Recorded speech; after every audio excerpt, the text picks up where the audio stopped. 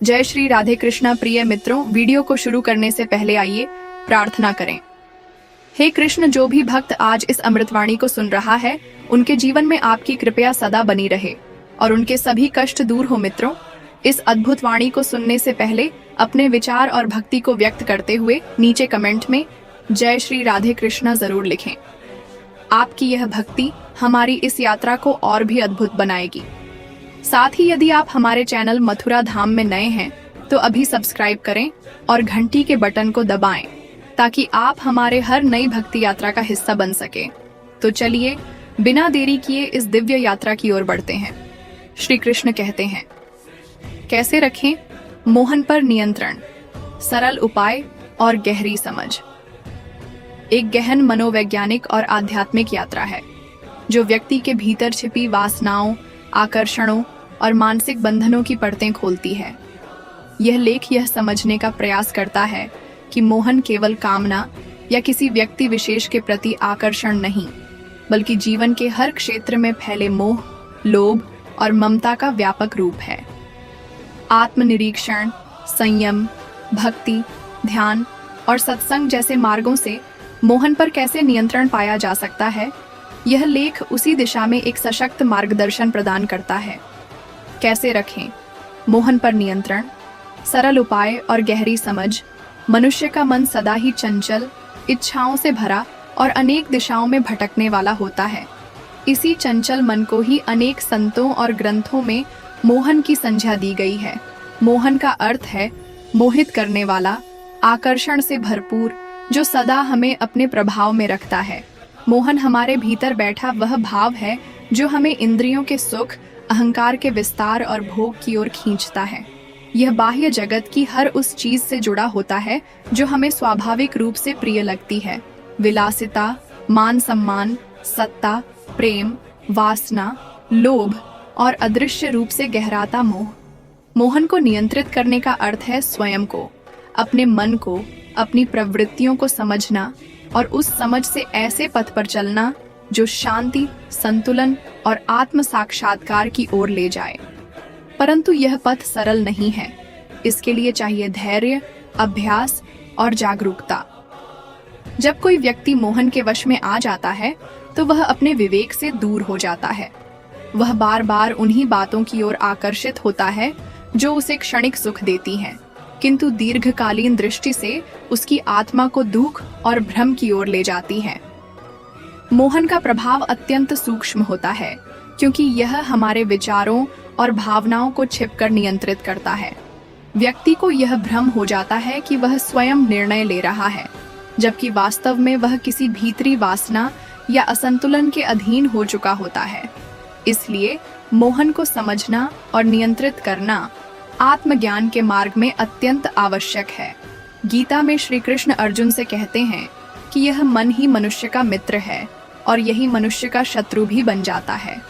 यदि कोई अपने मन को वश में कर लेता है तो वह आत्मा के समीप पहुंचता है, अन्यथा वह मन के अधीन होकर संसार के बंधनों में उलझ जाता है। मोहन भी इसी मन की विक्षिप्त अवस्था है। जब मन किसी बाह्य वस्तु, व्यक्ति या परिस्थिति से अत्यधिक आसक्ति बना लेता है तो वही मोहन की अवस्था कहलाती है। यह आसक्ति धीरे धीरे व्यक्ति को अपनी जड़ता, भ्रम और अधूरापन की ओर ले जाती है। अतः आवश्यकता है उस चेतना की जो यह जान सके कि हमारे भीतर कौन से भाव बार बार हमें बहकाते हैं, कौन सी इच्छाएं बार बार हमें मोह के चक्र में ले जाती हैं और क्यों।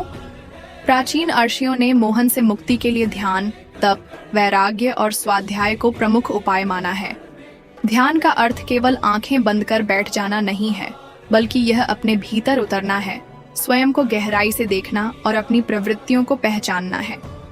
जब हम अपने भीतर उत्पन्न हो रहे आकर्षणों, इच्छाओं और उनके कारणों को स्पष्ट रूप से देखने लगते हैं तो वे हमें नियंत्रित नहीं कर पाते। यह देखने की कला ही मोहन पर विजय का पहला चरण है, परंतु यह कला केवल अभ्यास से आती है। मन को वश में करने के लिए नियमित आत्मचिंतन और आत्मनिरीक्षण आवश्यक है। प्रत्येक दिन कुछ समय इस बात पर ध्यान देना चाहिए। फंसा होता है तब वह अपनी प्रवृत्तियों को उचित ठहराने के लिए अनेक प्रकार के तर्क करता है। वह कहता है, मैं क्या करूं, परिस्थिति ही ऐसी थी, दिल की बात है, रोक नहीं पाया, हर किसी की कोई न कोई कमजोरी होती है, आदि। ये सभी बातें वास्तव में मोहन के जाल हैं जो हमारी चेतना को भ्रमित करते हैं। परंतु जब व्यक्ति सत्संग, ध्यान और आत्मचिंतन से जुड़ता है, तब उसके भीतर एक ऐसा विवेक जागृत होता है जो इस भ्रम को काटने लगता है। स्वाध्याय यानी स्वयं को पढ़ना, अपने भीतर झांकना भी मोहन को काबू में करने का एक प्रमुख साधन है। जब हम भगवद गीता, उपनिषद, संत वचनों और आत्मानुभवी महापुरुषों की वाणी को पढ़ते हैं, तो वह ज्ञान हमारे भीतर एक अग्नि पैदा करता है जो मोह की वासना को जलाने लगती है। वह शुद्ध ज्ञान हमें बार बार याद दिलाता है कि जीवन का उद्देश्य केवल इंद्रिय सुख नहीं है, बल्कि आत्मा की मुक्ति और ब्रह्म से एकता है। इस स्मृति को जीवित रखना ही मोहन से लड़ाई का मुख्य अस्त्र है। अनेक बार व्यक्ति सोचता है कि यदि उसने संसार का त्याग कर दिया, घर छोड़ दिया, तो मोहन से छुटकारा मिल जाएगा। परंतु वास्तविकता यह है कि मोहन बाहर नहीं, भीतर होता है। यह मन की एक दशा है, एक आकर्षण की जड़ें जो हमारी गहराई में छुपी होती हैं। इसलिए चाहे व्यक्ति घर में रहे या जंगल में, यदि वह सजग नहीं है तो मोहन उसका पीछा नहीं छोड़ता। वास्तविक साधक वही है जो संसार में रहते हुए भी स्वयं को संसार से ऊपर उठा सके। जैसे कमल का फूल कीचड़ में खिलता है लेकिन कीचड़ से अछूता रहता है, वैसे ही सजग साधक संसार में रहते हुए मोहन से अछूता रहता है। वास्तविक नियंत्रण किसी बाहरी शक्ति द्वारा नहीं आता, वह आत्म अनुशासन से आता है। व्यक्ति को अपनी दिनचर्या, संगति, विचारों और इच्छाओं पर नियंत्रण रखना चाहिए। यदि वह यह देखे कि कौन सी संगति उसे भटकाती है, कौन से विचार उसे विचलित करते हैं, तो वह धीरे धीरे इनसे दूरी बना सकता है। मोहन की शक्ति तब बढ़ती है जब हम असंयमित होते हैं, जब हम अपनी वासनाओं को खुला छोड़ देते हैं।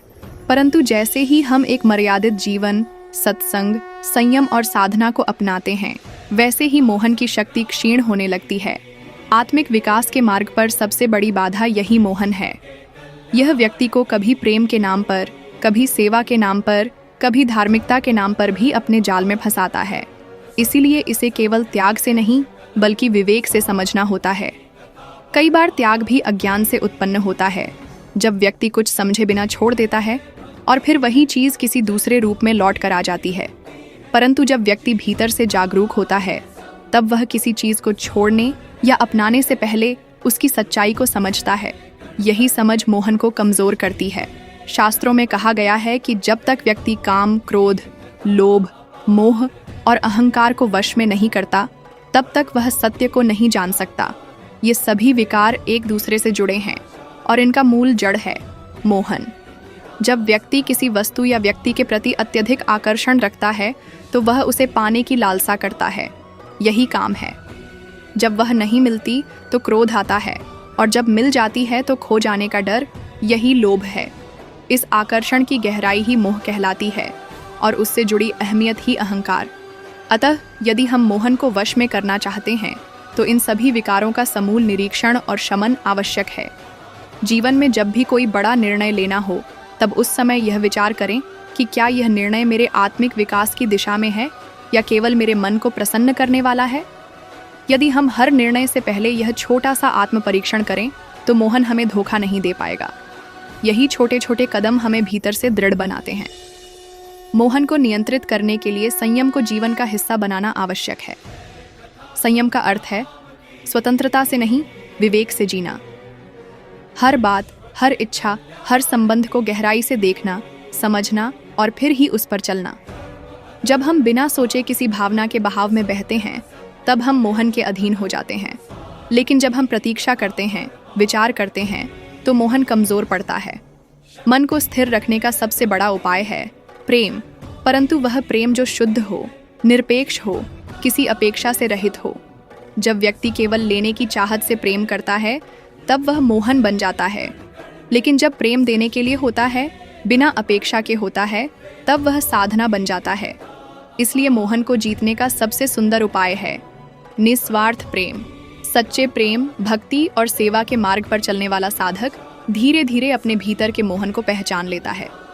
जब वह देखता है कि उसका मन कब भटकता है, कब वह किसी बात के पीछे दीवाना हो जाता है, तो वह अपने ही भीतर एक संतुलन को जन्म देता है। यह संतुलन धीरे धीरे एक ऐसे प्रकाश में बदलता है जो अंधकार को खा जाता है। यही है मोहन पर विजय, अपने अंधकार को समझकर, स्वीकार करके और धीरे धीरे उसे पार कर लेना। आध्यात्मिक साधना में सबसे आवश्यक है धैर्य। मोहन को एक दिन में नहीं जीता जा सकता, यह जीवन भर की साधना है। परंतु जो निरंतर अपने भीतर झांकता है, जो सत्य की खोज में लगा रहता है, जो अपने विकारों से डरता नहीं बल्कि उन्हें समझता है, वह अंततः उस स्थिति तक पहुंचता है जहां मोहन उसका कुछ नहीं बिगाड़ सकता। वहां आत्मा स्वतंत्र होती है, वहां कोई बंधन नहीं होता, वहां केवल प्रकाश होता है। आत्मिक साधना की यह यात्रा तभी सार्थक होती है जब साधक यह समझने लगता है कि मोहन केवल एक भावना नहीं, एक संपूर्ण आंतरिक संरचना है जो जीवन के हर निर्णय में, हर संबंध में, हर प्रतिक्रिया में सटली काम करती है। मोहन भीतर ही भीतर व्यक्ति की दृष्टि को दूषित करता है, विवेक को कुंठित करता है और उसे झूठे सुख, तात्कालिक संतोष और बाहरी संसार की चमक में उलझाकर मूल जीवन सत्य से दूर कर देता है। जो व्यक्ति इन आंतरिक प्रक्रियाओं को बिना आत्मचिंतन के जीता चला जाता है, वह यह सोच भी नहीं पाता कि उसका जीवन कितनी सूक्ष्मता से मोहन के जाल में फंसा हुआ है। वह अपने प्रत्येक कर्म को उचित मानता है क्योंकि उसके मन में सतत यह धारणा बनी रहती है कि वह सही कर रहा है। वह विवेकपूर्ण है, परंतु वह भूल जाता है कि मोहन सदैव विवेक की आड़ में ही आता है। वह कभी क्रोध बनकर नहीं आता, वह तो प्रेम बनकर आता है, करुणा बनकर आता है, अधिकार बनकर आता है, आदर्श बनकर आता है। उसका जाल इतना महीन होता है कि साधक उसे पहचान ही नहीं पाता। मनुष्य का सबसे बड़ा भ्रम यही होता है कि वह स्वयं को जानता है, परंतु वास्तव में वह केवल अपने मन को ही जानता है। मोहन इसी मन के स्तर पर जन्म लेता है और वहीं फलता फूलता है। जब तक साधक अपने मन की तरंगों को नहीं देखता, उनकी उत्पत्ति, प्रवृत्ति और परिणति को नहीं समझता, तब तक मोहन उसका पीछा नहीं छोड़ता। इसके लिए चाहिए गहन आत्म अवलोकन, जिसे आर्यों ने विचार का ताप कहा है। यह ताप वह ज्वाला है जो भीतर की धुंध को जलाती है, मन के भ्रम को हटाती है और सत्य के प्रकाश को जागृत करती है। एक साधक के जीवन में मोहन कई रूपों में आता है। कभी वह परिवार के प्रति असह्य प्रेम के रूप में आता है, कभी किसी स्त्री या पुरुष के आकर्षण में, कभी नाम, पद, यश और मान्यता की लालसा में। वह उस क्षण विशेष में एकदम उचित और सहज लगता है, जैसे कि यही सही है, यही जीवन की पूर्णता है। परंतु जैसे ही व्यक्ति उसमें डूब जाता है, वह अपना मानसिक संतुलन, आंतरिक स्थिरता और आत्मिक दृष्टि खो देता है। मोहन की यही विशेषता है, वह धीरे धीरे अपने चंगुल में लेता है और फिर उस व्यक्ति को अपनी कठपुतली बना लेता है। मोहन को जीतने के लिए आवश्यक है कि व्यक्ति अपने भीतर की प्यास को सही दिशा दे। यह प्यास मूलतः आत्मा की होती है, जो सच्चे सुख, शांति और पूर्णता की खोज में उठती है। परंतु जब व्यक्ति इसे बाहरी वस्तुओं में, संबंधों में या उपलब्धियों में तृप्त करने की चेष्टा करता है, तब वही प्यास मोहन का रूप धारण कर लेती है। इसलिए साधक को अपने भीतर उठती हर चाहत, हर लालसा को देखकर यह पूछना चाहिए कि क्या यह आत्मा की प्यास है या मन की भूख। आत्मा की प्यास उसे साधना, सेवा, ज्ञान और समर्पण की ओर ले जाएगी, जबकि मन की भूख उसे मोह, वासना, लोभ और भ्रम की ओर। मोहन पर नियंत्रण पाने के लिए सच्चे गुरु कृपा की भी आवश्यकता होती है। गुरु वह होता है जो अंधकार में प्रकाश दिखाता है, जो आत्मा की गति को समझता है, जो साधक को उसके ही भीतर छुपे दुश्मन से लड़ना सिखाता है। यह युद्ध बाहर का नहीं है, यह भीतर की सेना का युद्ध है, जहाँ एक ओर मोहन है और दूसरी ओर विवेक। गुरु उस विवेक को जागृत करता है, उसे पोषित करता है और साधक को उस स्थिति में लाता है जहाँ वह हर स्थिति में अपने भीतर के आकर्षण और विकर्षण को देख सके। गुरु की कृपा से साधक यह जान पाता है कि उसकी भीतर की दुनिया कितनी भ्रामक है और किस गहराई से उसमें मोहन की जड़ें फैली हुई हैं। एक गहरी बात यह है कि मोहन का नियंत्रण कोई एक अंतिम उपलब्धि नहीं, बल्कि निरंतर जागरूकता की प्रक्रिया है। यह कोई स्थायी स्थिति नहीं कि एक बार जीत गए तो हमेशा के लिए मुक्त हो गए। यह एक सतत संघर्ष है, एक लगातार चलती जागरूकता, जिसमें साधक को हर क्षण सजग रहना पड़ता है। कभी भी असावधानी हुई, मोह का कोई बीज फिर से अंकुरित हो सकता है। इसीलिए संतों ने कहा है कि साधना जीवन भर चलती है और मोहन पर विजय भी तभी स्थायी होती है जब साधक अंतिम सांस तक सजग रहता है। वास्तविक साधना वही है जिसमें व्यक्ति का संबंध केवल परम तत्व से जुड़ा हो और सारे अन्य संबंध उसी मूल संबंध के प्रतीक बने। जब व्यक्ति अपने जीवन में यह जान लेता है कि हर वस्तु, हर व्यक्ति केवल उसी ईश्वर की अभिव्यक्ति है, तब वह किसी से भी मोह नहीं करता। वह प्रेम करता है, पर वह प्रेम बांधता नहीं। वह सेवा करता है, पर उसमें अपेक्षा नहीं होती। वह संबंध निभाता है, पर उसमें अधीनता नहीं होती। ऐसा प्रेम, ऐसी सेवा, ऐसे संबंध ही मोहन से मुक्त होते हैं। यही जीवन की चरम कला है, संबंधों में रहकर भी असंपृक्त रहना, संसार में रहकर भी सन्यासी होना। जो व्यक्ति मोहन को जीत लेता है, वह जीवन को एक नई दृष्टि से देखने लगता है। उसे अब किसी बात में असंतोष नहीं होता, किसी वस्तु या व्यक्ति को पाने की लालसा नहीं होती और किसी चीज को खोने का भय नहीं रहता। उसका जीवन एक सहज, संतुलित और शांतिपूर्ण प्रवाह बन जाता है। वह हर परिस्थिति को संभव से देखता है, हर घटना को ईश्वर की योजना मानकर स्वीकार करता है। ऐसा व्यक्ति भीतर से इतना समृद्ध होता है कि बाहरी संसार उसे प्रभावित नहीं कर पाता।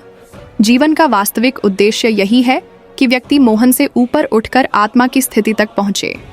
यह स्थिति केवल तपस्या से नहीं आती, न ही केवल पढ़ने से, बल्कि जीवन को संपूर्णता से जीने, समझने और उस पर विचार करने से आती है। जो व्यक्ति अपने जीवन की हर घटना से सीखता है, हर भावना को समझता है, हर निर्णय की गहराई में जाकर आत्मसंशोधन करता है, वह धीरे धीरे उस स्थिति में पहुंचता है जहां मोहन उसका कुछ नहीं बिगाड़ सकता। एक साधक के जीवन में बार बार ऐसे क्षण आते हैं जब वह मोहन के प्रभाव में आकर विचलित हो जाता है, परंतु वही व्यक्ति यदि ईमानदारी से आत्मविश्लेषण करे तो वह जान सकता है कि उसके भीतर अभी भी कोई अधूरापन है, कोई कमजोरी है जो बार बार उसे आकर्षण में फंसा रही है। उस कमजोरी को पहचानना, स्वीकार करना और उस पर कार्य करना ही साधना की दिशा है। जितना अधिक व्यक्ति अपने दोषों को देखता है, उतना ही वह मोहन से दूर होता जाता है। स्वयं से भागकर कोई मोहन से नहीं जीत सकता, बल्कि अपने आप से आंख मिलाकर ही उसे हराया जा सकता है। आत्मिक स्वतंत्रता तभी मिलती है जब व्यक्ति अपने भीतर के सारे बंधनों को समझकर काट दे। ये बंधन दिखने में छोटे लगते हैं, किसी की प्रशंसा पाने की लालसा, किसी के लिए अच्छा दिखने की कोशिश, भविष्य की चिंता, बीते समय की पीड़ा, परंतु यही छोटे छोटे बंधन मोहन की जड़ें हैं। इन्हें यदि हम हर दिन थोड़ा थोड़ा समझें, उनका निरीक्षण करें, तो हम धीरे धीरे भीतर से स्वतंत्र होते जाते हैं। आध्यात्मिक जीवन की सफलता का माप यही है कि व्यक्ति में कितनी सरलता, कितनी स्थिरता और कितनी निर्मलता है। मोहन से मुक्त व्यक्ति सरल हो जाता है क्योंकि उसमें कोई दिखावा नहीं होता। वह स्थिर हो जाता है क्योंकि उसमें कोई बेचैनी नहीं रहती। वह निर्मल हो जाता है क्योंकि उसमें कोई द्वंद्व नहीं होता। वह अपने जीवन को सेवा के रूप में जीता है, हर कार्य को पूजा मानकर करता है और हर परिस्थिति में भगवान की उपस्थिति को अनुभव करता है। परंतु यह स्थिति अचानक नहीं आती। यह अभ्यास, अनुशासन और श्रद्धा की उपज होती है। इसके लिए साधक को अपने विचारों, शब्दों और कर्मों पर नियंत्रण रखना होता है। उसे हर दिन यह देखना होता है कि उसने कहाँ कहाँ असावधानी की, कहाँ कहाँ मोहन उसे पकड़ने में सफल हुआ। यह सतत आत्म परीक्षण ही साधक को उस बिंदु तक लाता है जहाँ वह स्वयं को स्पष्ट रूप से देख सके। यही स्पष्टता मोहन पर विजय है। जीवन में जो कुछ भी आता है वह हमारे भीतर की किसी इच्छा का ही उत्तर होता है। यदि हम भीतर से पूर्ण हैं तो बाहरी संसार में कोई भी चीज़ हमें मोहित नहीं कर सकती, परंतु यदि हम भीतर से अधूरे हैं तो संसार का कोई भी आकर्षण हमें अपनी ओर खींच सकता है। इसलिए मोहन से लड़ाई बाहर की नहीं, भीतर की है। यह भीतर की अपूर्णता को पूर्णता में बदलने की साधना है। यह आत्मा के विस्मरण से ईश्वर की स्मृति की ओर लौटने की यात्रा है। इस यात्रा में यदि हम सच्चे हैं, श्रद्धालु हैं और धैर्यवान हैं तो अवश्य ही हम मोहन को जीत सकते हैं। वह मोहन जो हमें बार बार भ्रमित करता है, वह वही मोहन है जो अंततः आत्मज्ञान की सीढ़ी बनता है जब हम उसे समझ लेते हैं। यही जीवन की परिपक्वता है। अंधकार को देखकर उससे डरना नहीं, बल्कि उसमें प्रकाश की संभावना को खोजना। मोहन को देखकर घबरा जाना नहीं, बल्कि उसके पार जाने की हिम्मत जुटाना। यह हिम्मत ही साधना है। यही भीतर की तपस्या है। यही आत्मा की पुकार है। मोहन पर नियंत्रण पाने की यह यात्रा बाह्य संसार तभी स्थायी होती है जब साधक अंतिम सांस तक सजग रहता है। वास्तविक साधना वही है जिसमें व्यक्ति का संबंध केवल परम तत्व से जुड़ा हो और सारे अन्य संबंध उसी मूल संबंध के प्रतीक बने। जब व्यक्ति अपने जीवन में यह जान लेता है कि हर वस्तु, हर व्यक्ति केवल उसी ईश्वर की अभिव्यक्ति है, तब वह किसी से भी मोह नहीं करता। वह प्रेम करता है, पर वह प्रेम बांधता नहीं। वह सेवा करता है, पर उसमें अपेक्षा नहीं होती। वह संबंध निभाता है, पर उसमें अधीनता नहीं होती। ऐसा प्रेम, ऐसी सेवा, ऐसे संबंध ही मोहन से मुक्त होते हैं। यही जीवन की चरम कला है, संबंधों में रहकर भी असंपृक्त रहना, संसार में रहकर भी सन्यासी होना। जो व्यक्ति मोहन को जीत लेता है, वह जीवन को एक नई दृष्टि से देखने लगता है। उसे अब किसी बात में असंतोष नहीं होता, किसी वस्तु या व्यक्ति को पाने की लालसा नहीं होती और किसी चीज को खोने का भय नहीं रहता। उसका जीवन एक सहज, संतुलित और शांतिपूर्ण प्रवाह बन जाता है। वह हर परिस्थिति को संभव से देखता है, हर घटना को ईश्वर की योजना मानकर स्वीकार करता है।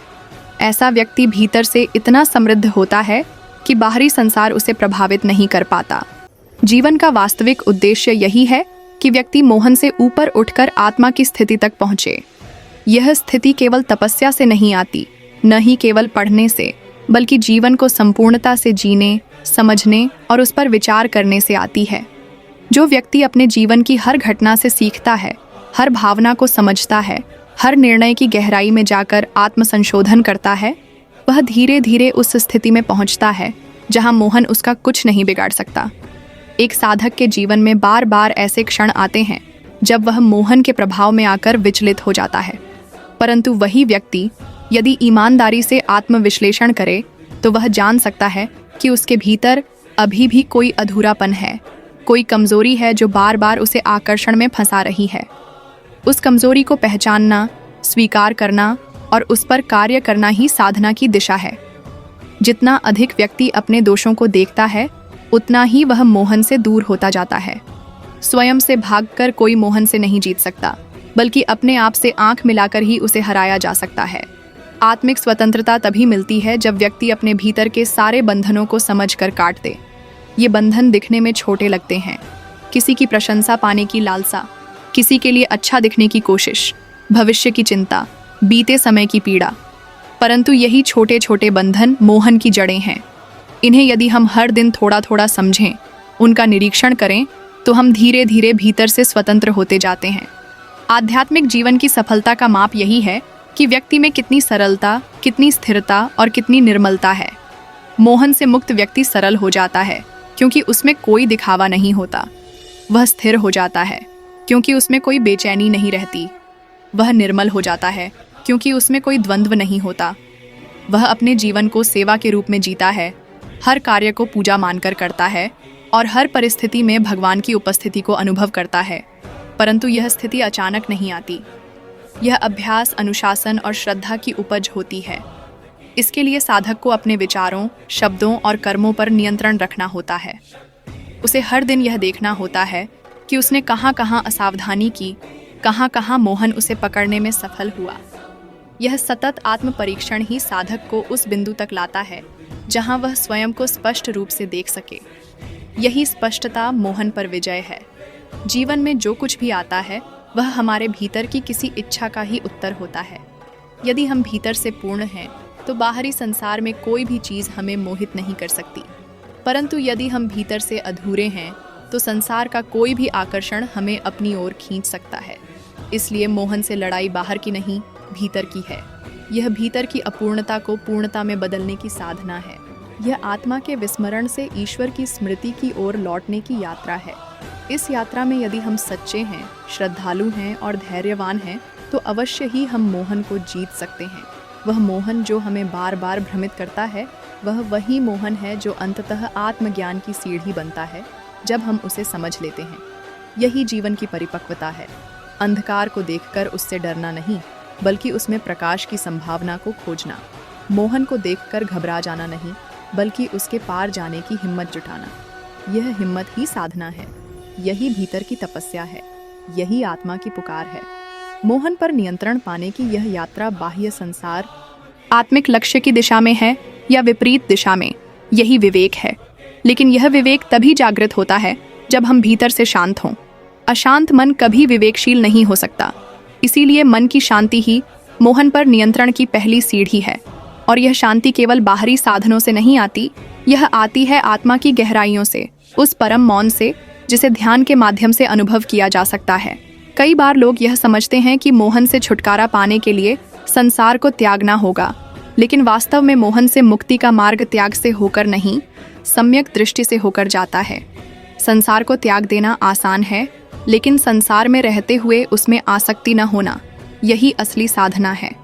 एक गृहस्थ जो परिवार, व्यापार और जिम्मेदारियों में रहते हुए भी अपने भीतर शांति और संतुलन को बनाए रखता है, वह मोहन से कहीं अधिक दूर है उस सन्यासी की तुलना में जो जंगल में रहकर भी मन में अनेक इच्छाओं से ग्रस्त है।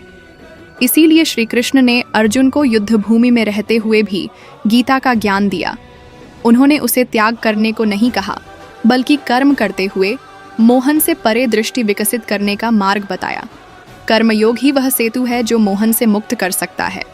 जब हम प्रत्येक कार्य को ईश्वर के प्रति समर्पित होकर करते हैं, जब हमें किसी फल की अपेक्षा नहीं होती, जब हम सेवा और प्रेम की भावना से कर्म करते हैं, तब हम धीरे धीरे अपने अहम को कम करते जाते हैं और मोहन का प्रभाव समाप्त होने लगता है। मोहन का जन्म वहाँ होता है जहाँ अहंकार होता है। यह मेरा है, यह मुझे चाहिए, मैं ऐसा बनूं, यह सब अहं के भाव हैं। और जब तक ये भाव रहते हैं, मोहन का वास बना रहता है। लेकिन जैसे ही हम मैं से तू की ओर बढ़ते हैं, जैसे ही मेरा से तेरा की अनुभूति होती है, वैसे ही मोहन की जड़ें कटने लगती हैं। साधना के अनेक मार्ग हैं, भक्ति, ज्ञान, ध्यान, सेवा, लेकिन इन सभी का लक्ष्य अंततः एक ही है, मोहन से मुक्ति। भक्ति हमें ईश्वर के प्रति समर्पण सिखाती है, जिससे अहंकार गलता है। ज्ञान हमें विवेक प्रदान करता है, जिससे हम यह देख सकते हैं कि क्या स्थायी है और क्या क्षणिक। ध्यान हमें मन की गहराइयों से जोड़ता है, जहाँ शांति और आनंद का स्रोत है। सेवा हमें आत्मकेंद्रित जीवन से बाहर लाती है और हमारे भीतर दया, करुणा और एकत्व की भावना का विकास करती है। जब ये चारों मार्ग मिलकर साधक को सजग और संतुलित बनाते हैं, तब वह मोहन से परे पहुंच जाता है। मोहन का एक और बड़ा कारण है अनजाना भय। जब हम अपने भविष्य को लेकर भयभीत होते हैं, जब हमें यह डर सताता है कि हमें कुछ न मिल पाएगा या जो मिल गया है वह छिन जाएगा, तब हम मोह के जाल में और गहरे फंसते जाते हैं। यह भय हमें सुरक्षा की तलाश में चीज़ों और लोगों से बांध देता है। हम सोचते हैं कि यदि यह व्यक्ति या वस्तु हमारे पास रही तो हम सुरक्षित रहेंगे, लेकिन यह सोच ही भ्रम है। सच्ची सुरक्षा केवल ईश्वर के शरण में मिलने वाले आत्मविश्वास में है। जब हम यह समझते हैं कि जीवन की प्रत्येक स्थिति ईश्वर की योजना का एक भाग है, जब हमें यह अनुभव होता है कि हम केवल एक माध्यम हैं, तब भय समाप्त होता है और मोहन की जड़ें स्वतः उखड़ जाती हैं। कई बार मोहन इतने सूक्ष्म रूप में आता है कि हमें उसका आभास भी नहीं होता। वह सेवा में भी आ सकता है, वह तपस्या में भी छुपा हो सकता है, वह साधना की उपलब्धियों के प्रति गर्व में भी प्रकट हो सकता है। जब कोई व्यक्ति यह सोचता है कि मैं बहुत साधक हूँ, मैं बहुत ज्ञानी हूँ, मैं दूसरों से श्रेष्ठ हूँ, तब भी वह मोहन के प्रभाव में है। इसलिए जागरूकता ही एकमात्र उपाय है, जिससे हम हर क्षण यह देख सकें कि हमारे भीतर क्या चल रहा है। हम किस भावना से प्रेरित होकर कार्य कर रहे हैं। क्या वह भावना सेवा की है या स्वार्थ की? क्या वह इच्छा ईश्वर से जुड़ने की है या संसार में प्रतिष्ठा पाने की? यह सूक्ष्म विवेचन ही मोहन से मुक्ति की कुंजी है। जब हम यह अनुभव करते हैं कि कोई भी वस्तु, व्यक्ति या अनुभव हमें स्थायी सुख नहीं दे सकता, तब भीतर एक शून्यता आती है। लेकिन यह शून्यता दुखद नहीं होती, यह दिव्य होती है। यह शून्यता हमें उस पूर्णता की ओर ले जाती है जो केवल आत्मा में है, जो केवल ईश्वर में है। जब यह समझ गहराई से उतरती है, तब मोहन की सारी शाखाएं सूखने लगती हैं। हमें यह अनुभव होता है कि हम पूर्ण हैं, हमें कुछ भी बाहर से लेने की आवश्यकता नहीं है। इस अवस्था को प्राप्त करना ही मोहन पर पूर्ण नियंत्रण पाना है। जीवन में एक ऐसा संतुलन लाना कि न तो हम किसी से अनावश्यक रूप से चिपके रहें, न ही कठोरता से सब कुछ त्याग दें। यही मध्यम मार्ग है। यह मार्ग आसान नहीं है। फंसा होता है, तब वह अपनी प्रवृत्तियों को उचित ठहराने के लिए अनेक प्रकार के तर्क करता है। वह कहता है, मैं क्या करूं, परिस्थिति ही ऐसी थी, दिल की बात है, रोक नहीं पाया, हर किसी की कोई न कोई कमजोरी होती है आदि। ये सभी बातें वास्तव में मोहन के जाल हैं जो हमारी चेतना को भ्रमित करते हैं। परंतु जब व्यक्ति सत्संग, ध्यान और आत्मचिंतन से जुड़ता है तब उसके भीतर एक ऐसा विवेक जागृत होता है जो इस भ्रम को काटने लगता है। स्वाध्याय यानी स्वयं को पढ़ना, अपने भीतर झांकना भी मोहन को काबू में करने का एक प्रमुख साधन है। जब हम भगवद गीता, उपनिषद, संत वचनों और आत्मानुभवी महापुरुषों की वाणी को पढ़ते हैं तो वह ज्ञान हमारे भीतर एक अग्नि पैदा करता है जो मोह की वासना को जलाने लगती है। वह शुद्ध ज्ञान हमें बार बार याद दिलाता है कि जीवन का उद्देश्य केवल इंद्रिय सुख नहीं है, बल्कि आत्मा की मुक्ति और ब्रह्म से एकता है। इस स्मृति को जीवित रखना ही मोहन से लड़ाई का मुख्य अस्त्र है।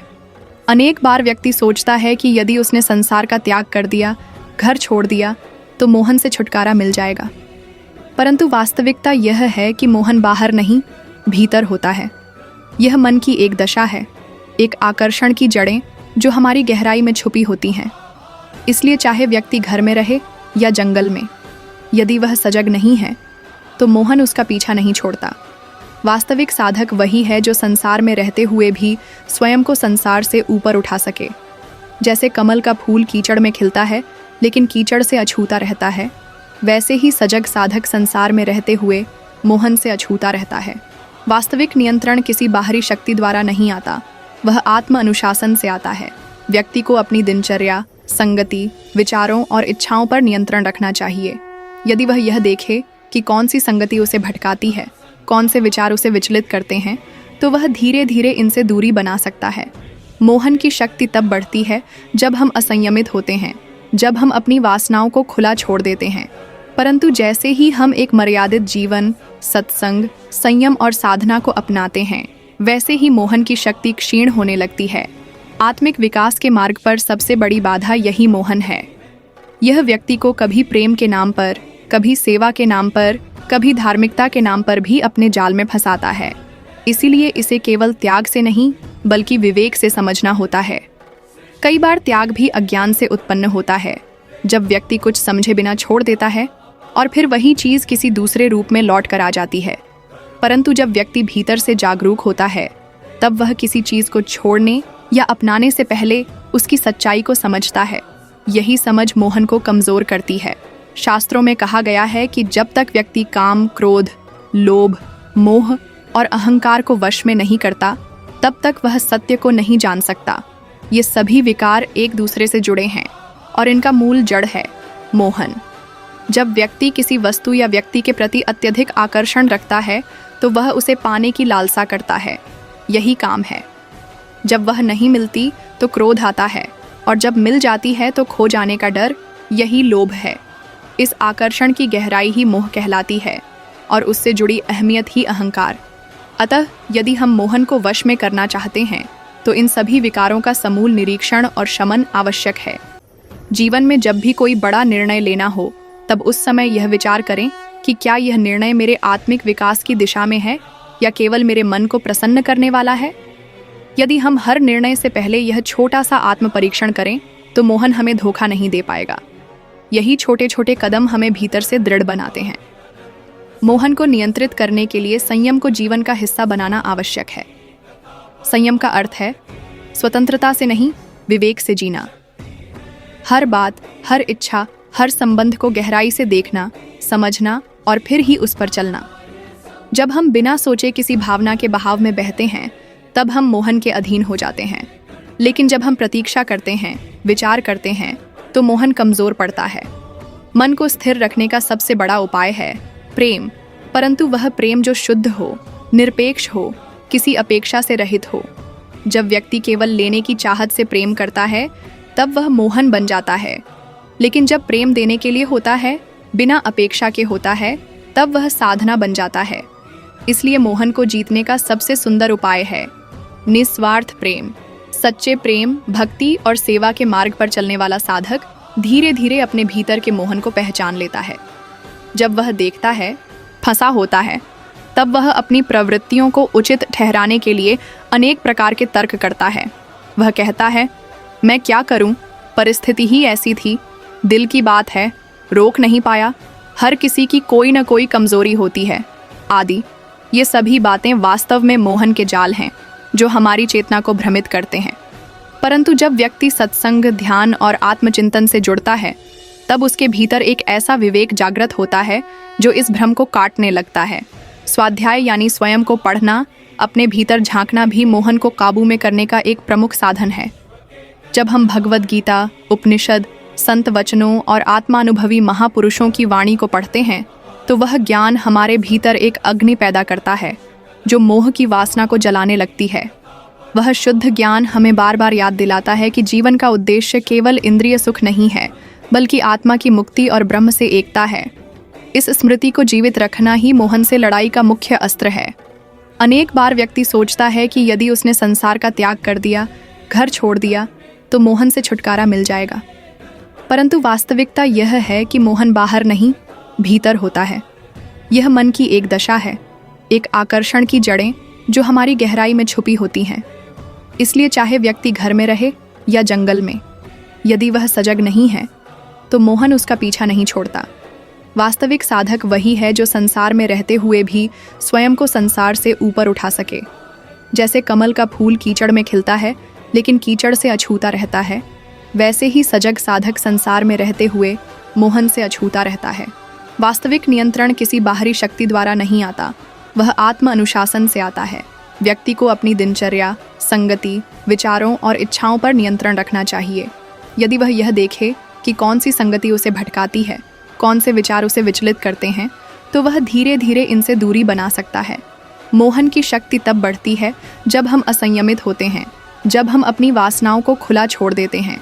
परंतु जैसे ही हम एक मर्यादित जीवन, सत्संग, संयम और साधना को अपनाते हैं, वैसे ही मोहन की शक्ति क्षीण होने लगती है। आत्मिक विकास के मार्ग पर सबसे बड़ी बाधा यही मोहन है। यह व्यक्ति को कभी प्रेम के नाम पर, कभी सेवा के नाम पर, कभी धार्मिकता के नाम पर भी अपने जाल में फंसाता है। इसीलिए इसे केवल त्याग से नहीं बल्कि विवेक से समझना होता है। कई बार त्याग भी अज्ञान से उत्पन्न होता है, जब व्यक्ति कुछ समझे बिना छोड़ देता है और फिर वही चीज किसी दूसरे रूप में लौट कर आ जाती है। परंतु जब व्यक्ति भीतर से जागरूक होता है तब वह किसी चीज को छोड़ने या अपनाने से पहले उसकी सच्चाई को समझता है। यही समझ मोहन को कमजोर करती है। शास्त्रों में कहा गया है कि जब तक व्यक्ति काम, क्रोध, लोभ, मोह और अहंकार को वश में नहीं करता तब तक वह सत्य को नहीं जान सकता। ये सभी विकार एक दूसरे से जुड़े हैं और इनका मूल जड़ है मोहन। जब व्यक्ति किसी वस्तु या व्यक्ति के प्रति अत्यधिक आकर्षण रखता है तो वह उसे पाने की लालसा करता है, यही काम है। जब वह नहीं मिलती तो क्रोध आता है और जब मिल जाती है तो खो जाने का डर, यही लोभ है।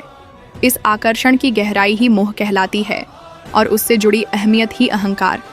अतः यदि हम मोहन को वश में करना चाहते हैं तो इन सभी विकारों का समूल निरीक्षण और शमन आवश्यक है।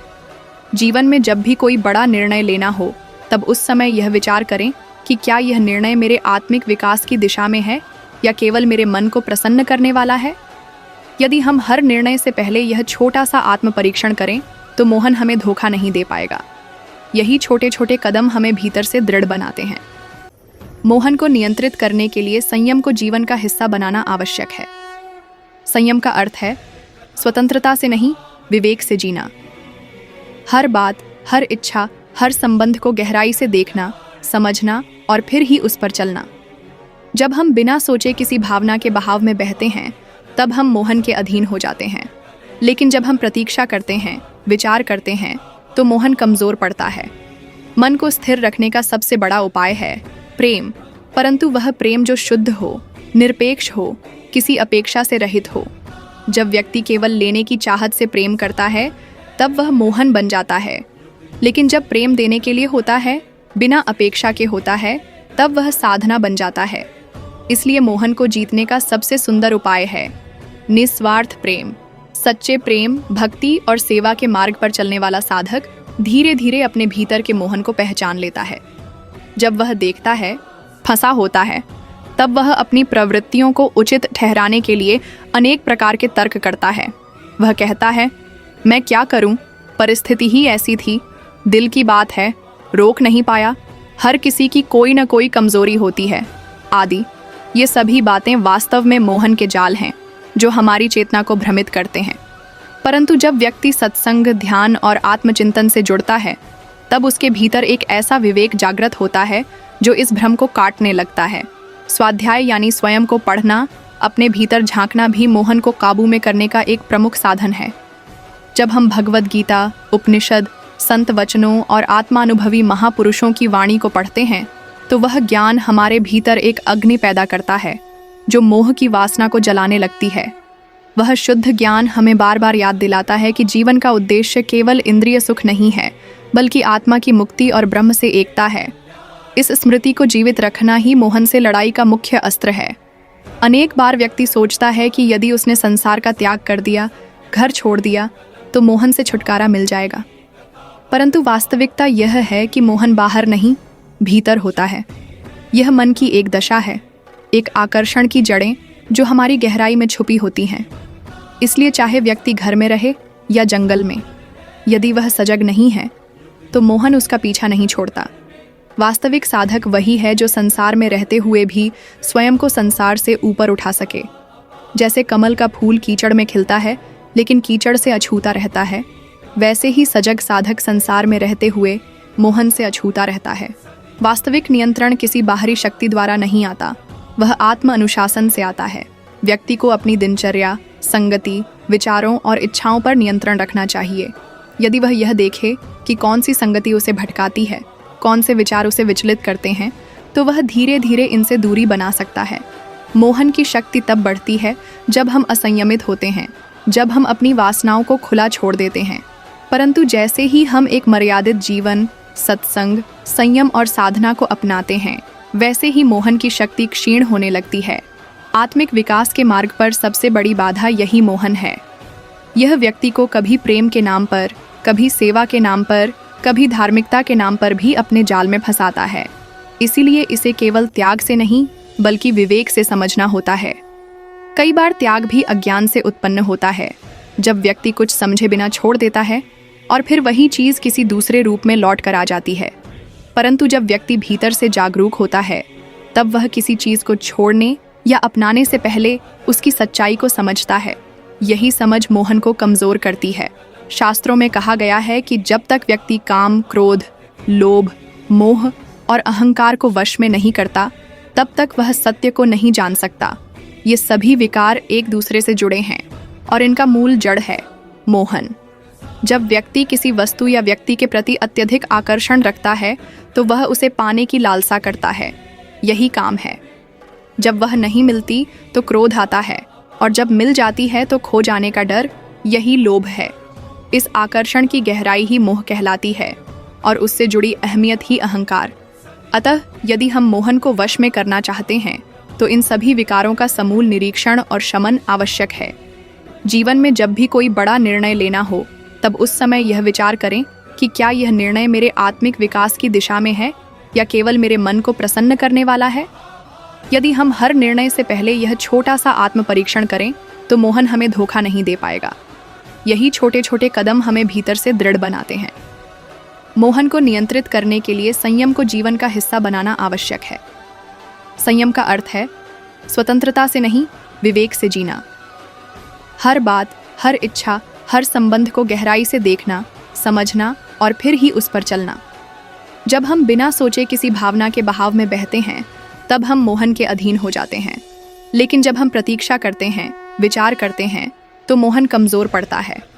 मन को स्थिर रखने का सबसे बड़ा उपाय है प्रेम, परंतु वह प्रेम जो शुद्ध हो, निरपेक्ष हो, किसी अपेक्षा से रहित हो। जब व्यक्ति केवल लेने की चाहत से प्रेम करता है, तब वह मोहन बन जाता है। लेकिन जब प्रेम देने के लिए होता है, बिना अपेक्षा के होता है, तब वह साधना बन जाता है।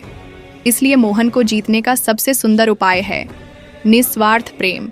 सच्चे प्रेम, भक्ति और सेवा के मार्ग पर चलने वाला साधक धीरे धीरे अपने भीतर के मोहन को पहचान लेता है। जब वह देखता है, फंसा होता है, तब वह अपनी प्रवृत्तियों को उचित ठहराने के लिए अनेक प्रकार के तर्क करता है। वह कहता है, मैं क्या करूं, परिस्थिति ही ऐसी थी, दिल की बात है, रोक नहीं पाया, हर किसी की कोई न कोई कमजोरी होती है, आदि। ये सभी बातें वास्तव में मोहन के जाल हैं, जो हमारी चेतना को भ्रमित करते हैं। परंतु जब व्यक्ति सत्संग, ध्यान और आत्मचिंतन से जुड़ता है, तब उसके भीतर एक ऐसा विवेक जागृत होता है जो इस भ्रम को काटने लगता है। स्वाध्याय यानी स्वयं को पढ़ना, अपने भीतर झांकना भी मोहन को काबू में करने का एक प्रमुख साधन है। जब हम भगवद गीता, उपनिषद, संत वचनों और आत्मानुभवी महापुरुषों की वाणी को पढ़ते हैं, तो वह ज्ञान हमारे भीतर एक अग्नि पैदा करता है जो मोह की वासना को जलाने लगती है। वह शुद्ध ज्ञान हमें बार बार याद दिलाता है कि जीवन का उद्देश्य केवल इंद्रिय सुख नहीं है, बल्कि आत्मा की मुक्ति और ब्रह्म से एकता है। इस स्मृति को जीवित रखना ही मोहन से लड़ाई का मुख्य अस्त्र है। अनेक बार व्यक्ति सोचता है कि यदि उसने संसार का त्याग कर दिया, घर छोड़ दिया, तो मोहन से छुटकारा मिल जाएगा। परंतु वास्तविकता यह है कि मोहन बाहर नहीं, भीतर होता है। यह मन की एक दशा है, एक आकर्षण की जड़ें जो हमारी गहराई में छुपी होती हैं। इसलिए चाहे व्यक्ति घर में रहे या जंगल में, यदि वह सजग नहीं है तो मोहन उसका पीछा नहीं छोड़ता। वास्तविक साधक वही है जो संसार में रहते हुए भी स्वयं को संसार से ऊपर उठा सके। जैसे कमल का फूल कीचड़ में खिलता है लेकिन कीचड़ से अछूता रहता है, वैसे ही सजग साधक संसार में रहते हुए मोहन से अछूता रहता है। वास्तविक नियंत्रण किसी बाहरी शक्ति द्वारा नहीं आता, वह आत्म अनुशासन से आता है। व्यक्ति को अपनी दिनचर्या, संगति, विचारों और इच्छाओं पर नियंत्रण रखना चाहिए। यदि वह यह देखे कि कौन सी संगति उसे भटकाती है, कौन से विचार उसे विचलित करते हैं, तो वह धीरे धीरे इनसे दूरी बना सकता है। मोहन की शक्ति तब बढ़ती है जब हम असंयमित होते हैं, जब हम अपनी वासनाओं को खुला छोड़ देते हैं। परंतु जैसे ही हम एक मर्यादित जीवन, सत्संग, संयम और साधना को अपनाते हैं, वैसे ही मोहन की शक्ति क्षीण होने लगती है। आत्मिक विकास के मार्ग पर सबसे बड़ी बाधा यही मोहन है। यह व्यक्ति को कभी प्रेम के नाम पर, कभी सेवा के नाम पर, कभी धार्मिकता के नाम पर भी अपने जाल में फंसाता है। इसीलिए इसे केवल त्याग से नहीं, बल्कि विवेक से समझना होता है। कई बार त्याग भी अज्ञान से उत्पन्न होता है, जब व्यक्ति कुछ समझे बिना छोड़ देता है और फिर वही चीज़ किसी दूसरे रूप में लौट कर आ जाती है। परंतु जब व्यक्ति भीतर से जागरूक होता है, तब वह किसी चीज़ को छोड़ने या अपनाने से पहले उसकी सच्चाई को समझता है। यही समझ मोहन को कमज़ोर करती है। शास्त्रों में कहा गया है कि जब तक व्यक्ति काम, क्रोध, लोभ, मोह और अहंकार को वश में नहीं करता, तब तक वह सत्य को नहीं जान सकता। ये सभी विकार एक दूसरे से जुड़े हैं और इनका मूल जड़ है मोहन। जब व्यक्ति किसी वस्तु या व्यक्ति के प्रति अत्यधिक आकर्षण रखता है, तो वह उसे पाने की लालसा करता है। यही काम है। जब वह नहीं मिलती तो क्रोध आता है, और जब मिल जाती है तो खो जाने का डर, यही लोभ है। इस आकर्षण की गहराई ही मोह कहलाती है और उससे जुड़ी अहमियत ही अहंकार। अतः यदि हम मोहन को वश में करना चाहते हैं, तो इन सभी विकारों का समूल निरीक्षण और शमन आवश्यक है। जीवन में जब भी कोई बड़ा निर्णय लेना हो, तब उस समय यह विचार करें कि क्या यह निर्णय मेरे आत्मिक विकास की दिशा में है या केवल मेरे मन को प्रसन्न करने वाला है। यदि हम हर निर्णय से पहले यह छोटा सा आत्म परीक्षण करें, तो मोहन हमें धोखा नहीं दे पाएगा। यही छोटे छोटे कदम हमें भीतर से दृढ़ बनाते हैं। मोहन को नियंत्रित करने के लिए संयम को जीवन का हिस्सा बनाना आवश्यक है। संयम का अर्थ है स्वतंत्रता से नहीं, विवेक से जीना। हर बात, हर इच्छा, हर संबंध को गहराई से देखना, समझना और फिर ही उस पर चलना। जब हम बिना सोचे किसी भावना के बहाव में बहते हैं, तब हम मोहन के अधीन हो जाते हैं। लेकिन जब हम प्रतीक्षा करते हैं, विचार करते हैं, तो मोहन कमज़ोर पड़ता है। मन को स्थिर रखने का सबसे बड़ा उपाय है प्रेम, परंतु वह प्रेम जो शुद्ध हो, निरपेक्ष हो, किसी अपेक्षा से रहित हो। जब व्यक्ति केवल लेने की चाहत से प्रेम करता है, तब वह मोहन बन जाता है। लेकिन जब प्रेम देने के लिए होता है, बिना अपेक्षा के होता है, तब वह साधना बन जाता है। इसलिए मोहन को जीतने का सबसे सुंदर उपाय है निस्वार्थ प्रेम। सच्चे प्रेम, भक्ति और सेवा के मार्ग पर चलने वाला साधक धीरे धीरे अपने भीतर के मोहन को पहचान लेता है। जब वह देखता है, फंसा होता है, तब वह अपनी प्रवृत्तियों को उचित ठहराने के लिए अनेक प्रकार के तर्क करता है। वह कहता है, मैं क्या करूं, परिस्थिति ही ऐसी थी, दिल की बात है, रोक नहीं पाया, हर किसी की कोई न कोई कमजोरी होती है, आदि। ये सभी बातें वास्तव में मोहन के जाल हैं जो हमारी चेतना को भ्रमित करते हैं। परंतु जब व्यक्ति सत्संग, ध्यान और आत्मचिंतन से जुड़ता है तब उसके भीतर एक ऐसा विवेक जागृत होता है जो इस भ्रम को काटने लगता है। स्वाध्याय यानी स्वयं को पढ़ना, अपने भीतर झांकना भी मोहन को काबू में करने का एक प्रमुख साधन है। जब हम भगवद गीता, उपनिषद, संत वचनों और आत्मानुभवी महापुरुषों की वाणी को पढ़ते हैं तो वह ज्ञान हमारे भीतर एक अग्नि पैदा करता है जो मोह की वासना को जलाने लगती है। वह शुद्ध ज्ञान हमें बार बार याद दिलाता है कि जीवन का उद्देश्य केवल इंद्रिय सुख नहीं है, बल्कि आत्मा की मुक्ति और ब्रह्म से एकता है। इस स्मृति को जीवित रखना ही मोहन से लड़ाई का मुख्य अस्त्र है। अनेक बार व्यक्ति सोचता है कि यदि उसने संसार का त्याग कर दिया, घर छोड़ दिया, तो मोहन से छुटकारा मिल जाएगा। परंतु वास्तविकता यह है कि मोहन बाहर नहीं, भीतर होता है। यह मन की एक दशा है, एक आकर्षण की जड़ें जो हमारी गहराई में छुपी होती हैं। इसलिए चाहे व्यक्ति घर में रहे या जंगल में, यदि वह सजग नहीं है तो मोहन उसका पीछा नहीं छोड़ता। वास्तविक साधक वही है जो संसार में रहते हुए भी स्वयं को संसार से ऊपर उठा सके। जैसे कमल का फूल कीचड़ में खिलता है लेकिन कीचड़ से अछूता रहता है, वैसे ही सजग साधक संसार में रहते हुए मोहन से अछूता रहता है। वास्तविक नियंत्रण किसी बाहरी शक्ति द्वारा नहीं आता, वह आत्म अनुशासन से आता है। व्यक्ति को अपनी दिनचर्या, संगति, विचारों और इच्छाओं पर नियंत्रण रखना चाहिए। यदि वह यह देखे कि कौन सी संगति उसे भटकाती है, कौन से विचार उसे विचलित करते हैं, तो वह धीरे धीरे इनसे दूरी बना सकता है। मोहन की शक्ति तब बढ़ती है जब हम असंयमित होते हैं, जब हम अपनी वासनाओं को खुला छोड़ देते हैं। परंतु जैसे ही हम एक मर्यादित जीवन, सत्संग, संयम और साधना को अपनाते हैं, वैसे ही मोहन की शक्ति क्षीण होने लगती है। आत्मिक विकास के मार्ग पर सबसे बड़ी बाधा यही मोहन है। यह व्यक्ति को कभी प्रेम के नाम पर, कभी सेवा के नाम पर, कभी धार्मिकता के नाम पर भी अपने जाल में फंसाता है। इसीलिए इसे केवल त्याग से नहीं बल्कि विवेक से समझना होता है। कई बार त्याग भी अज्ञान से उत्पन्न होता है, जब व्यक्ति कुछ समझे बिना छोड़ देता है और फिर वही चीज़ किसी दूसरे रूप में लौट कर आ जाती है।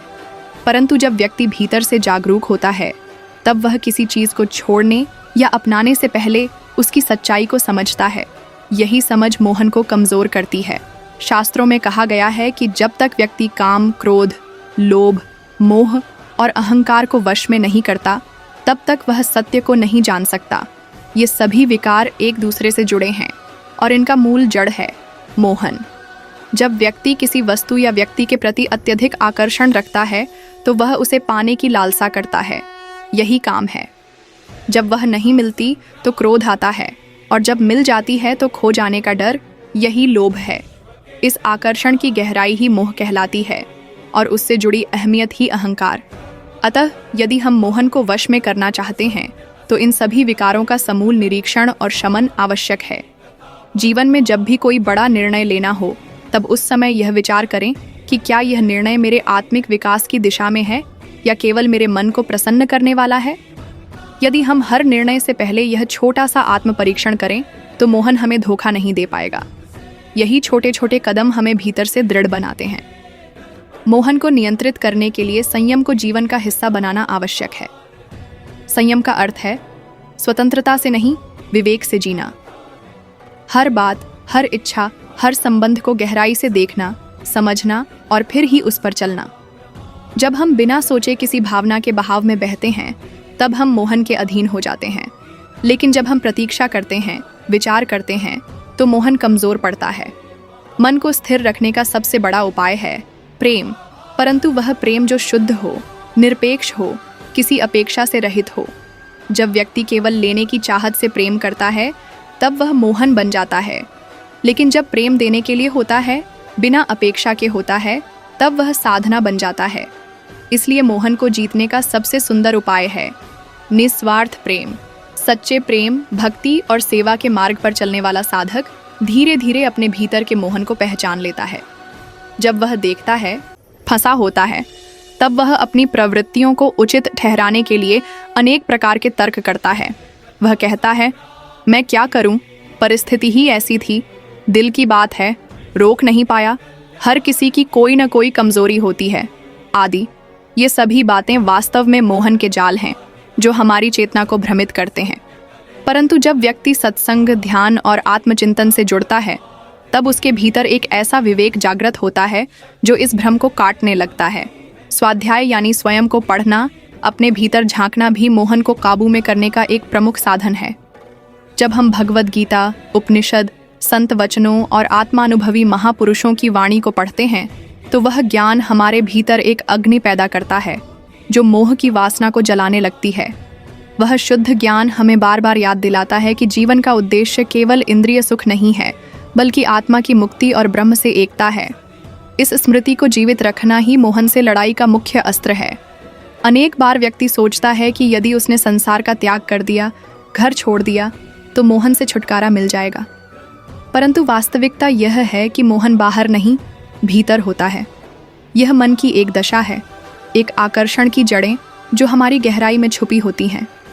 इसलिए चाहे व्यक्ति घर में रहे या जंगल में, यदि वह सजग नहीं है तो मोहन उसका पीछा नहीं छोड़ता। वास्तविक साधक वही है जो संसार में रहते हुए भी स्वयं को संसार से ऊपर उठा सके।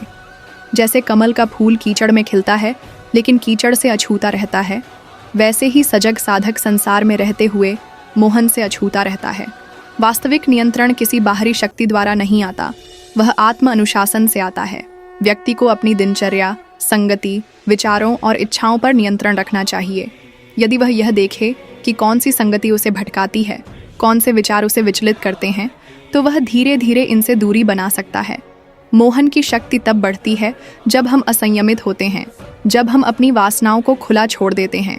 परंतु जैसे ही हम एक मर्यादित जीवन, सत्संग, संयम और साधना को अपनाते हैं, वैसे ही मोहन की शक्ति क्षीण होने लगती है। आत्मिक विकास के मार्ग पर सबसे बड़ी बाधा यही मोहन है। यह व्यक्ति को कभी प्रेम के नाम पर, कभी सेवा के नाम पर, कभी धार्मिकता के नाम पर भी अपने जाल में फंसाता है।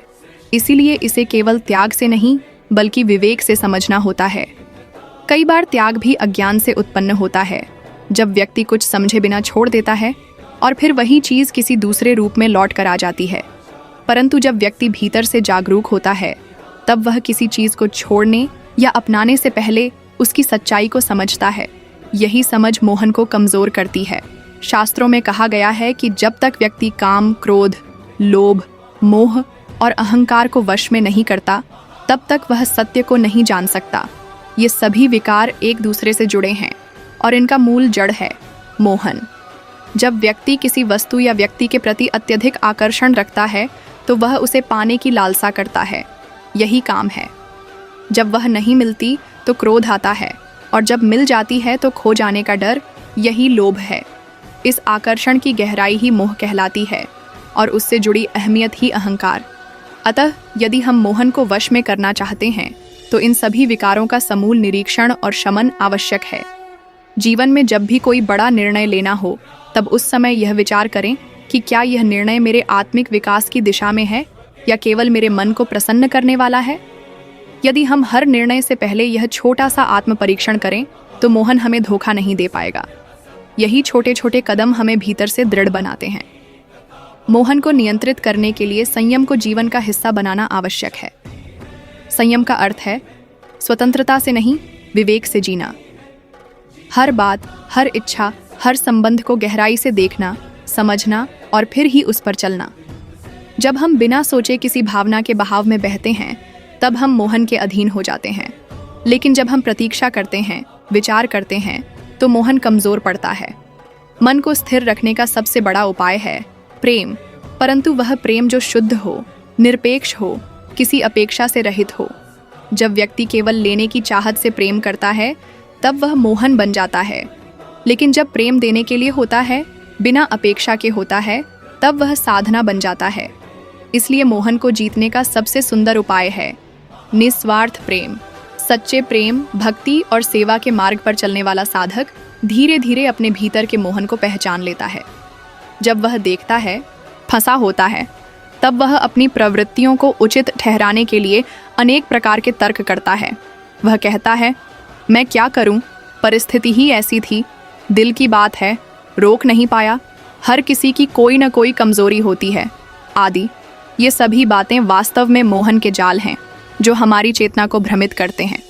परंतु जब व्यक्ति सत्संग, ध्यान और आत्मचिंतन से जुड़ता है, तब उसके भीतर एक ऐसा विवेक जागृत होता है जो इस भ्रम को काटने लगता है। स्वाध्याय यानी स्वयं को पढ़ना, अपने भीतर झांकना भी मोहन को काबू में करने का एक प्रमुख साधन है।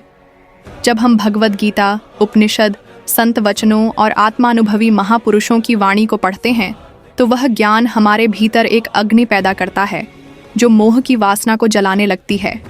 वह शुद्ध ज्ञान हमें बार बार याद दिलाता है कि जीवन का उद्देश्य केवल इंद्रिय सुख नहीं है, बल्कि आत्मा की मुक्ति और ब्रह्म से एकता है।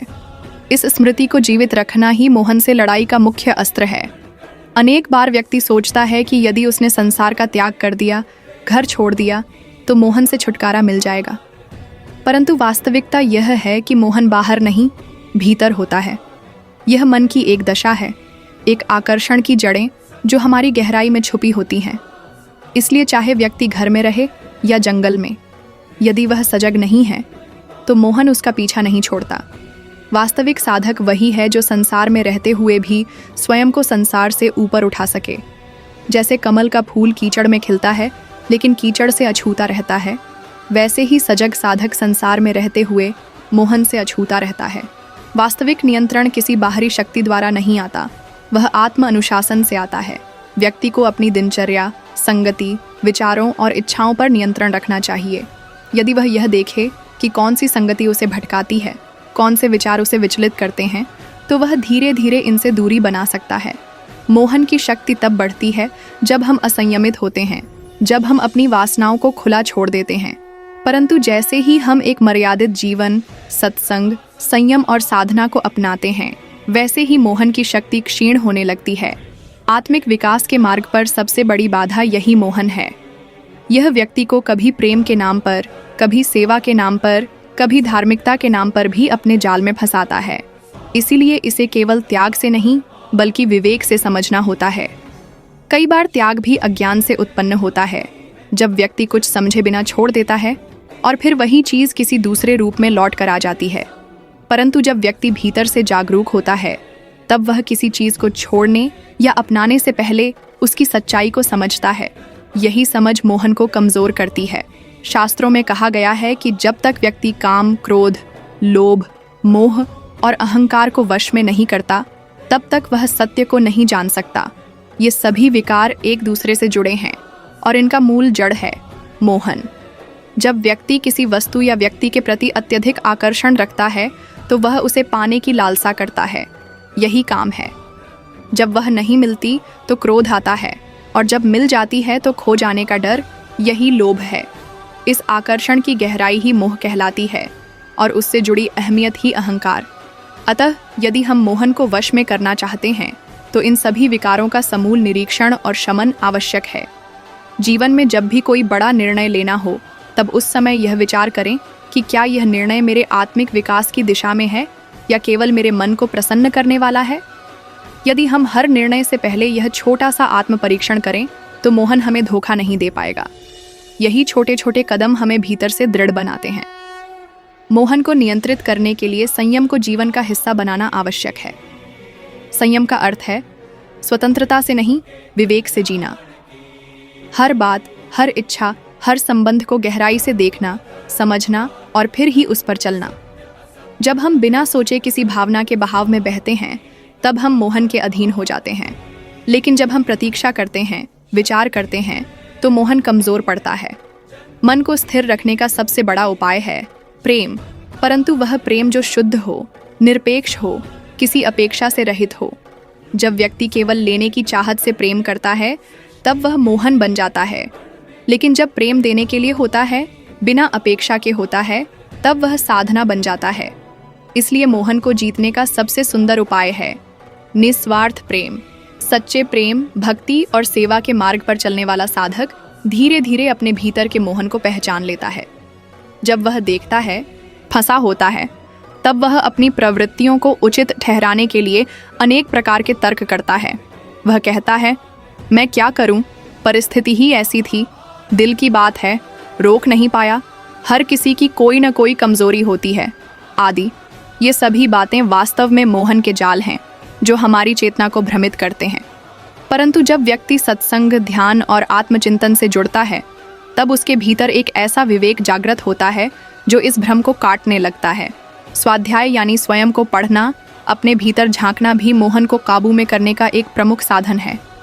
जब हम भगवद गीता, उपनिषद, संत वचनों और आत्मानुभवी महापुरुषों की वाणी को पढ़ते हैं तो वह ज्ञान हमारे भीतर एक अग्नि पैदा करता है जो मोह की वासना को जलाने लगती है।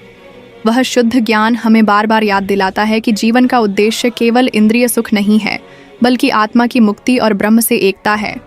इस स्मृति को जीवित रखना ही मोहन से लड़ाई का मुख्य अस्त्र है। अनेक बार व्यक्ति सोचता है कि यदि उसने संसार का त्याग कर दिया, घर छोड़ दिया, तो मोहन से छुटकारा मिल जाएगा। परंतु वास्तविकता यह है कि मोहन बाहर नहीं, भीतर होता है। यह मन की एक दशा है, एक आकर्षण की जड़ें जो हमारी गहराई में छुपी होती हैं। इसलिए चाहे व्यक्ति घर में रहे या जंगल में, यदि वह सजग नहीं है तो मोहन उसका पीछा नहीं छोड़ता। वास्तविक साधक वही है जो संसार में रहते हुए भी स्वयं को संसार से ऊपर उठा सके। जैसे कमल का फूल कीचड़ में खिलता है लेकिन कीचड़ से अछूता रहता है, वैसे ही सजग साधक संसार में रहते हुए मोहन से अछूता रहता है।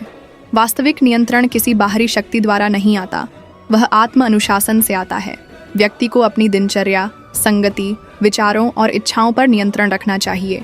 यदि वह यह देखे कि कौन सी संगति उसे भटकाती है, कौन से विचार उसे विचलित करते हैं, तो वह धीरे धीरे इनसे दूरी बना सकता है। मोहन की शक्ति तब बढ़ती है जब हम असंयमित होते हैं, जब हम अपनी वासनाओं को खुला छोड़ देते हैं। परंतु जैसे ही हम एक मर्यादित जीवन, सत्संग, संयम और साधना को अपनाते हैं, वैसे ही मोहन की शक्ति क्षीण होने लगती है। आत्मिक विकास के मार्ग पर सबसे बड़ी बाधा यही मोहन है। यह व्यक्ति को कभी प्रेम के नाम पर, कभी सेवा के नाम पर, कभी धार्मिकता के नाम पर भी अपने जाल में फंसाता है। इसीलिए इसे केवल त्याग से नहीं बल्कि विवेक से समझना होता है। कई बार त्याग भी अज्ञान से उत्पन्न होता है, जब व्यक्ति कुछ समझे बिना छोड़ देता है और फिर वही चीज किसी दूसरे रूप में लौट कर आ जाती है। परंतु जब व्यक्ति भीतर से जागरूक होता है, तब वह किसी चीज को छोड़ने या अपनाने से पहले उसकी सच्चाई को समझता है। यही समझ मोहन को कमजोर करती है। शास्त्रों में कहा गया है कि जब तक व्यक्ति काम, क्रोध, लोभ, मोह और अहंकार को वश में नहीं करता, तब तक वह सत्य को नहीं जान सकता। ये सभी विकार एक दूसरे से जुड़े हैं और इनका मूल जड़ है मोहन। जब व्यक्ति किसी वस्तु या व्यक्ति के प्रति अत्यधिक आकर्षण रखता है तो वह उसे पाने की लालसा करता है, यही काम है। जब वह नहीं मिलती तो क्रोध आता है और जब मिल जाती है तो खो जाने का डर, यही लोभ है। इस आकर्षण की गहराई ही मोह कहलाती है और उससे जुड़ी अहमियत ही अहंकार। अतः यदि हम मोहन को वश में करना चाहते हैं तो इन सभी विकारों का समूल निरीक्षण और शमन आवश्यक है। जीवन में जब भी कोई बड़ा निर्णय लेना हो, तब उस समय यह विचार करें कि क्या यह निर्णय मेरे आत्मिक विकास की दिशा में है या केवल मेरे मन को प्रसन्न करने वाला है। यदि हम हर निर्णय से पहले यह छोटा सा आत्म परीक्षण करें तो मोहन हमें धोखा नहीं दे पाएगा। यही छोटे छोटे कदम हमें भीतर से दृढ़ बनाते हैं। मोहन को नियंत्रित करने के लिए संयम को जीवन का हिस्सा बनाना आवश्यक है। संयम का अर्थ है स्वतंत्रता से नहीं, विवेक से जीना। हर बात, हर इच्छा, हर संबंध को गहराई से देखना, समझना और फिर ही उस पर चलना। जब हम बिना सोचे किसी भावना के बहाव में बहते हैं, तब हम मोहन के अधीन हो जाते हैं। लेकिन जब हम प्रतीक्षा करते हैं, विचार करते हैं, तो मोहन कमजोर पड़ता है। मन को स्थिर रखने का सबसे बड़ा उपाय है प्रेम, परंतु वह प्रेम जो शुद्ध हो, निरपेक्ष हो, किसी अपेक्षा से रहित हो। जब व्यक्ति केवल लेने की चाहत से प्रेम करता है, तब वह मोहन बन जाता है। लेकिन जब प्रेम देने के लिए होता है, बिना अपेक्षा के होता है, तब वह साधना बन जाता है। इसलिए मोहन को जीतने का सबसे सुंदर उपाय है निस्वार्थ प्रेम। सच्चे प्रेम, भक्ति और सेवा के मार्ग पर चलने वाला साधक धीरे धीरे अपने भीतर के मोहन को पहचान लेता है। जब वह देखता है, हमारे समाज में अक्सर मोहन को केवल पुरुष स्त्री के आपसी आकर्षण तक सीमित कर देखा जाता है, लेकिन वास्तविकता में यह केवल उसका एक छोटा पहलू है। मोहन की जड़ें हमारे भीतर बहुत गहराई में होती हैं। बचपन के संस्कारों से, परिवार की अपेक्षाओं से, समाज की परिभाषाओं से और आत्म स्वीकृति की तलाश से। जब तक हम इन सभी परतों को समझकर उनका समाधान नहीं करते, तब तक मोहन पर असली नियंत्रण असंभव है। यह भी समझना होगा कि मोहन को मारना नहीं है, बल्कि उसकी दिशा बदलनी है। वह शक्ति जो भोग में लगती है, वही शक्ति यदि त्याग, सेवा और साधना में लगाई जाए तो वह मोहन को नष्ट नहीं करती बल्कि रूपांतरित करती है। जैसे नदियाँ समुद्र से मिलकर लवण हो जाती हैं, वैसे ही मोहन की सारी ऊर्जा भी जब आत्मा से मिल जाती है तब वह शांत, निर्मल और दिव्य हो जाती है। अंत में मोहन पर नियंत्रण एक लक्ष्य नहीं बल्कि एक यात्रा है। यह यात्रा बाहरी नहीं, पूरी तरह से आंतरिक है। हर दिन एक साधना है, हर भावना एक परीक्षा है और हर निर्णय एक द्वार है, मोहन की ओर या आत्मा की ओर। जिसने आत्मा को चुना वह मोहन को जीत गया। जिसने क्षणिक सुख को चुना वह मोहन के अधीन हो गया। यह विकल्प हर क्षण मौजूद रहता है। जीवन की सफलता, आत्मिक शांति और ईश्वर की प्राप्ति तभी संभव है जब व्यक्ति मोहन पर विजय प्राप्त करे। यह विजय तभी संभव है जब हम स्वयं को जानें, मन को समझें, आत्मा को महसूस करें और परमात्मा में लीन हों। यह मार्ग कठिन अवश्य है लेकिन असंभव नहीं।